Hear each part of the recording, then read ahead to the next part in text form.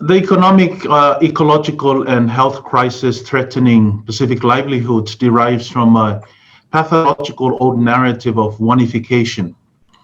We have been taught in mainstream education, especially in our theological schools in the Pacific, to think in terms of compartmentalized categories. This compartmentalized framing has encouraged us to view life through split categories to achieve either one answer or one truth.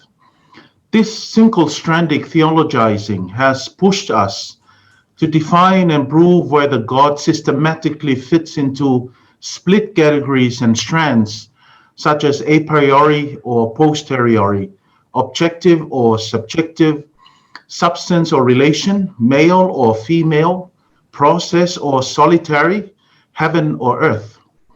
In Christology, we are urged to prove whether Christ systematically fits into categories of either divinity or humanity, center or margin, history or faith. This has disallowed us to recognize the good in the bad, the pleasant in the unpleasant, and the possibility in the impossibility, or God in the suffering. Today, we have many theologies in the Pacific that opt to choose the more powerful categories, such as divine, center, male, objective, pure, solitary, that support the digestion of many peoples and cultures to serve one powerful institution, corporation, or even God. This narrative is ill-equipped, at least from a Pacific relational perspective, to diagnose theological and social problems. To focus on one way of understanding reality is unsustainable, and it often removes God to the realm of lordship and objective logic, especially during pandemics. In the Pacific Itulangi, or our side of the heavens, or our side of the horizon, Langi Malia is meaningful when it is approached holistically. Langi Malia is the continuous search for harmony that ensures the stability and security of the self, the others, the environment, and the whole cosmos. To achieve a long-term Langi Malia, we need to move away from this oneification narrative that normally sorts out life into mere separate compartments and categories. Langi Malia has three principles. First is the whole of life principle. This is grounded in our Trinitarian faith, where all of life is structured relationally and transversally. Therefore, the world is an eco-relational household where the life of God flows into ours and ours into God within the same household. It is also grounded in the Pacific eco-relational spirituality, where creation and life are seen as a mat of complex, interconnected phase and strands, both visible and invisible. Pacific people always believe that the earth is part of them. They are family, our blood relatives. We are products of this eco-relational genealogical connection, where one life has a dimension of everything else. Humans, for example, have land and ocean dimensions. The focus, therefore, of Langi Malia is on the integrated whole that works only because of the interrelated functions of each part. Therefore, the question is not so much about whether there is one God or one truth or one destination, but rather about how we exist and struggle to understand the integrated multiple eco-relationships that constitute the whole of life in God. Because of this integrated structure of life, we cannot treat topics such as ecology or economy or oikomene on their own. They are deeply interwoven, touching on each other. Langi Malia clusters around notions of complexity, multiplicity, and negotiability. Langi Malia is achieved because life is never fixed to one direction. We've seen that those who resisted the fluid flow of life struggled to navigate the pandemic flow.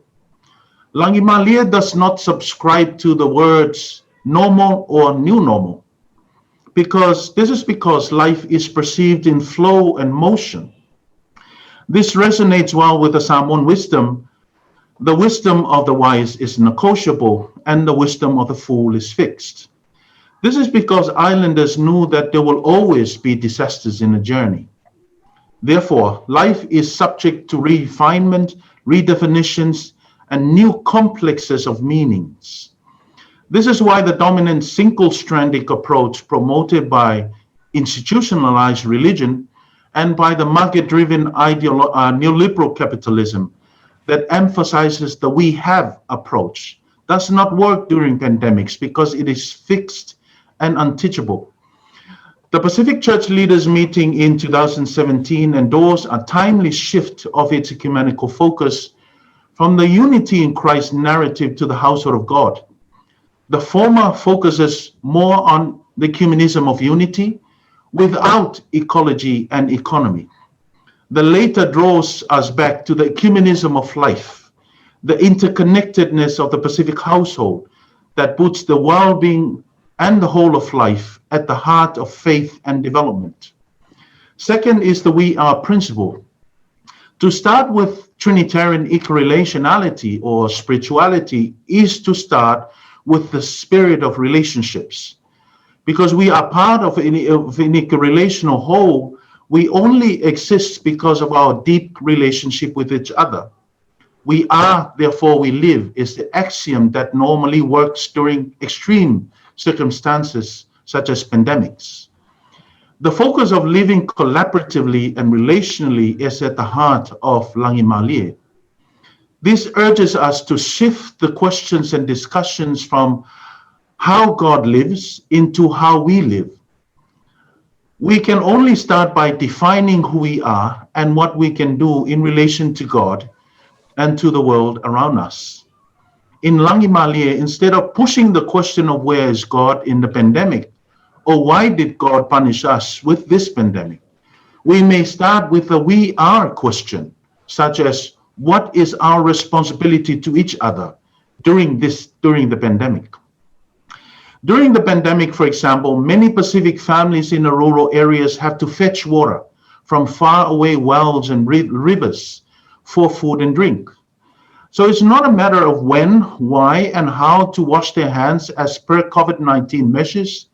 It's really a question of where to get water or food to survive. But this is where the Langimalie we are approach is critical. Rather than assessing God, it draws us more into reassessing ourselves and our compassionate responsibilities of restoration of others and the place of God in such restoration. COVID-19, therefore, is reimagined as an opportunity of healing together rather than an enemy. Assessing God often results in propagating divine judgments and unnecessary presuppositions that either split God into binary categories or frame others as recipients of divine punishment. The we are simply draws us to focus more on the multiple skills and the resilient ways we already have within our grasp as gifts to heal others instead of what we do not. Third is the harmony principle. Harmony is about how distinct parts work collaboratively to achieve the whole of life, and Langimalie of the whole ecorelational household. Harmony here is not a romantic notion or strictly about peace. Rather, it is a tool to identify selfish ambitions and agendas that might pose negative consequences on the whole of life. For example, is the process of seeking wisdom in the islands. Achieving Langimalie involves a lengthy and time-consuming process of struggling to consult the complex ecorelational connections and genealogies. Slowness in process is important because it is in slowness that we can recognize the face of the other in the journey, including the recognition of the face of God in the others. A slow process ensures minimum consequences on life as a whole.